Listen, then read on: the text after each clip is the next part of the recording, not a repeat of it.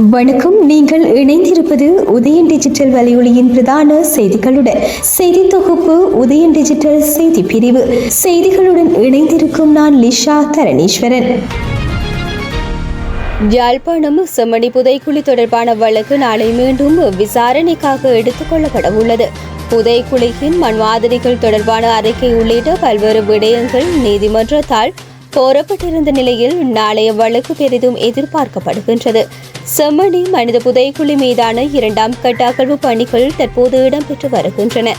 இதுவரை 147 என்பு தொகுதிகள் அடையாளம் காணப்பட்டு அவற்றில் 133 என்பு தொகுதிகள் மீட்கப்பட்ட நிலையில் 2ஆம் கட்ட அகழ்வு பணிகளின் 2ஆம் கட்ட நடவடிக்கைகள் முடிவுக்கு வந்திருந்தன. 2ஆம் கட்ட அகழ்வு பணிகளின் 3ஆம் கட்ட நடவடிக்கைகள் எதிர்வரும் 21ஆம் தேதி ஆரம்பமாகும் என எதிர்பார்க்கப்படுகின்றது. இவ்வாறான நிலையில் செம்மணி புதைக்குழி தொடர்பான வழக்கு நாளை யாழ்ப்பாணம் நீதிவான் நீதிமன்றத்தில் மீண்டும் விசாரணைக்காக எடுக்கப்பட உள்ளது. செம்மணி புதைக்குழியின் மண் மாதிரிகள் உள்ளிட்ட பல்வேறு அறிக்கைகள் நீதிமன்றத்தால் கோரப்பட்ட நிலையில் நாளைய வழக்கு பெரிதும் எதிர்பார்க்கப்படுகின்றது. கடந்த அகழ்வு பணிகளின் போது தரையை ஊடுருவும் ரேடர் அமைப்பின் மூலம் ஸ்கேன் நடவடிக்கைகளும் மேற்கொள்ளப்பட்டிருந்தன. அது தொடர்பான அறிக்கையும் நீதிமன்றத்தில் சமர்ப்பிக்கப்பட வேண்டியுள்ளது. அந்த அறிக்கையும் சில வேளைகளில் நாளை சமர்ப்பிக்கப்பட வாய்ப்புள்ளதாக கருதப்படுகின்றது. யாழ்ப்பாணம் தொண்டைமனாறு கடல் நீரேரியிலிருந்து நேற்று மாலை பெண்ணொருவர் சடலமாக மீட்கப்பட்டுள்ளார். மீன்பிடி நடவடிக்கையில் ஈடுபட்ட மீனவர்கள் சடலம் ஒன்று மிதப்பதை அவதானித்து போலீசாருக்கு தகவல் வழங்கியுள்ளனர். இதையடுத்து சம்பவ இடத்திற்கு விரைந்து அச்சுவேலி போலீசார் சடலத்தை மீட்டு மருத்துவமனைக்கு அனுப்பி வைத்தனர். சம்பவம் தொடர்பில் மேலதிக விசாரணைகள் இடம்பெற்று வருகின்றன. யாழ்ப்பாணம் ஊர்காவற்றுறை பகுதியில் கிடங்கு வெட்டி நிலத்துக்கு கீழ் பதுக்கப்பட்டிருந்த 40 கிலோவுக்கும் மேற்பட்ட கஞ்சா பொதிகள் கைப்பற்றப்பட்டுள்ளன. ஊர்காவற்றுறை கடற்கரை பகுதியில் பிரமாண்டமான கிடங்கு வெட்டி அதற்குள் கஞ்சா பொதிகள் பதுக்கப்பட்டுள்ளன என்று மன்னார் போலீசாருக்கு ரகசிய தகவல் கிடைத்துள்ளது. அந்த தகவலுக்கு அமைய மன்னாரில் இருந்து வந்த சிறப்பு போலீஸ் குழுவினர் மேற்படி கஞ்சா பொதிகளை கைப்பற்றினார்கள். அந்த கஞ்சா பொதிகள் இந்தியாவில் இருந்து படகு மூலம் இலங்கைக்கு கடத்தி வரப்பட்டுள்ளன என்று ஆரம்பகட்ட விசாரணைகளில் தெரிய வந்துள்ளது. இச்சம்பவத்துடன் தொடர்புடைய வேலணையை சேர்ந்த 3 சந்தேக நபர்களாக ஊர்காவற்றுறை போலீசாரினால் கைது செய்யப்பட்டு மேலதிக விசாரணைகளுக்கு உட்படுத்தப்பட்டுள்ளனர். ஆகஸ்ட் மாதம் 15ஆம் தேதி நடத்த திட்டமிடப்பட்ட கர்த்தால் ஆகஸ்ட் மாதம் 18ஆம் தேதிக்கு பிற்போடப்பட்டுள்ளதாக இலங்கை தமிழரசு கட்சியின் முக்கியஸ்தரும் நாடாளுமன்ற முன்னாள் உறுப்பினருமான சுமந்திரன் அறிவித்துள்ளார்.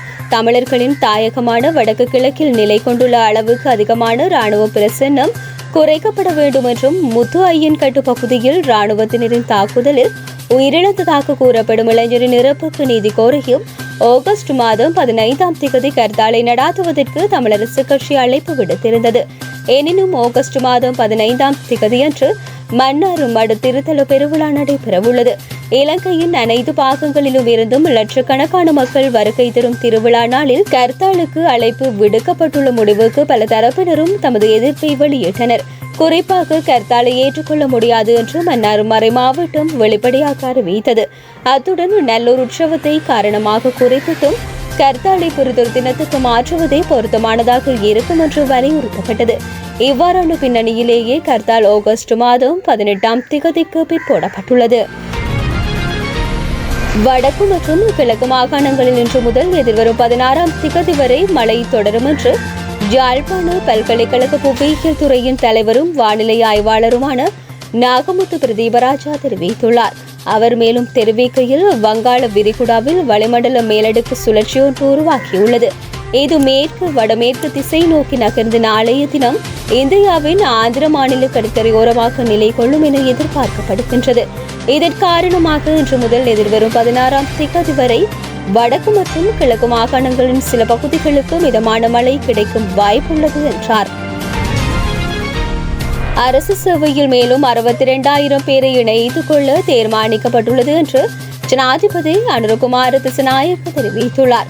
கொழும்பு சுகதாச உள்ளக விளையாட்டரங்கில் தேசிய இளைஞர் மாநாடு நேற்று நடைபெற்றது. இந்த மாநாட்டில் ஜனாதிபதி அனுர கலந்து கொண்டு தெரிவிக்கையில், நாட்டின் பொருளாதார வளர்ச்சியில் இளைஞர்களின் பங்கு பெற்றல் மிகவும் முக்கியமானதாகும். அவர்களால் தான் சிறந்ததொரு நாட்டை கட்டியெழுப்ப முடியும். அரசியல் அதிகார வர்த்தகத்தினரின் கைகளில் இருந்த இளைஞர் மன்றங்கள் இன்று நாட்டை நேசிக்கும் இளைஞர்களின் கைகளுக்கு கிடைத்துள்ளன. தேசிய பொருளாதாரத்தில் மிகப்பெரிய பங்கை இளைஞர்கள் கைப்பற்ற வேண்டும். இந்த கதிரையில் நாம் நிரந்தரமாக அமர்ந்திருக்க போவதில்லை. கதிரையில் அமர்ந்த போதே அதிலிருந்து செல்லும் நாள் குறைத்தும் எண்ணியுள்ளோம். ஆனால் இந்த அதிகாரம் மீண்டும் யாரிடம் செல்ல வேண்டும் என்பதையும் எண்ணியுள்ளோம்.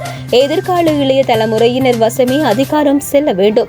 அதற்கான பணியையே நாம் ஆற்றி வருகின்றோம். அரசு துறையில் பல்வேறு வெற்றிடங்கள் உள்ளன. அரசு சேவையில் அதிகளவானவர்கள் உள்ள போதிலும் துறைசார் நிபுணத்துவம் உள்ளவர்கள் குறைவாக உள்ளனர். அவ்வாறான வெற்றிடங்களை நிரப்ப உள்ளோம். குறிப்பாக 62,000 பேருக்கு அரசு சேவையில் வெற்றிடம் உள்ளது. குறித்த வெற்றிடங்களை நிரப்ப தீர்மானித்துள்ளோம் என்றார். மாகாண சபை தேர்தல் விடயத்தில் அரசாங்கம் நாட்டு மக்களை ஏமாற்றுகின்றது.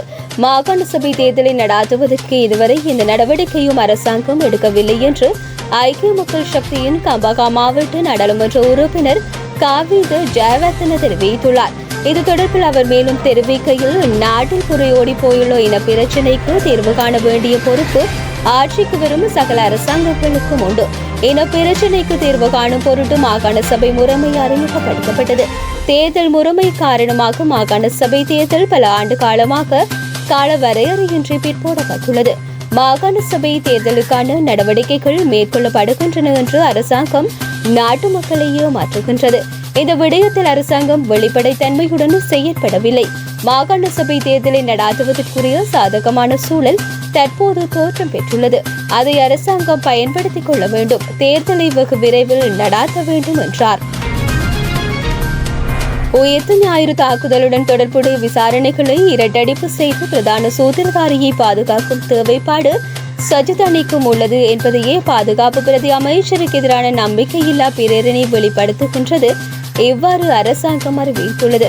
பாதுகாப்பு பிரதி அமைச்சருக்கு எதிராக ஐக்கிய மக்கள் சக்தியால் முன்வைக்கப்பட்டுள்ள நம்பிக்கையில்லா பிரேரணை தொடர்பில் அமைச்சர் நலிந்த ஜாதிஸ் தெரிவிக்கையில், உயிர்த்த ஞாயிறு தாக்குதல் தொடர்பில் முறையாக இடம்பெற்று வரும் விசாரணையை மூடி மறைக்கும் நோக்கில் எதிரணிகளால் பெரும் சதித்திட்டம் தீட்டப்படுகின்றது. இந்த சதிகளில் அரசாங்கம் சிக்காது. உயிர்த்த ஞாயிறு தாக்குதல் சம்பவம் தொடர்பான விசாரணைகள் முறையாக இடம்பெறாத வேளை இவரின் பெயர் சஜித் தரப்புக்கு நினைவுக்கு வரவில்லை. நாடாளுமன்ற தெரிவுக்குழு மற்றும் ஜனாதிபதி விசாரணை ஆணைக்குழு என்பவற்றில் கூட இவரின் பெயரை குறிப்பிடவில்லை. தற்போது அவரின் பெயர் திடீரென நினைவுக்கு வந்தமை ஏன்? உயிர்த்த ஞாயிறு தாக்குதல் சம்பவம் தொடர்பில் குற்றப்புலனாய்வு திணைக்களத்தினர் உரிய வகையில் விசாரணைகளை முன்னெடுத்து வருகின்றனர். இந்த நிலையில் அரசாங்கத்துடன் தொடர்புபட்ட ஒருவரை இதனுடன் சஜித் தரப்பு தொடர்புபடுத்த முற்படுவது ஏன்? உயிர்த்த ஞாயிறு தாக்குதல் சம்பவத்தின் பிரதான சூத்திரதாரி மற்றும் உண்மையான குற்றவாளிகளை மூடி மறைக்கும் தேவைப்பாடு எதிரணிக்கு இருப்பது இதன் மூலம் தெரிகின்றது என்றார். இத்துடன் உதயன் டிஜிட்டல் வலையொலியின் இரவு நேர பிரதான செய்திகள் நிறைவடைகின்றன. தொடர்ந்தும் நாளை காலை நேர பிரதான செய்திகளுடன் இணைந்திருங்கள். வணக்கம்.